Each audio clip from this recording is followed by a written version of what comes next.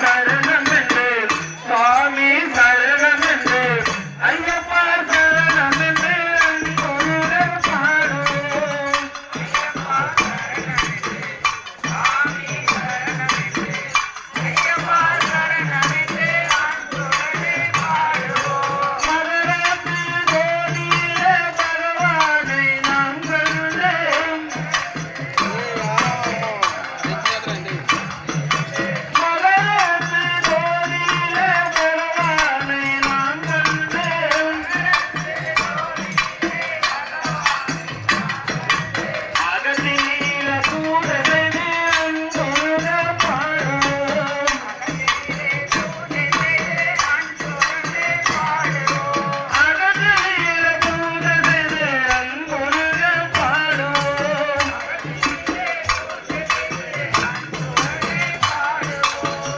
ஐயப்பா சரணம் என்று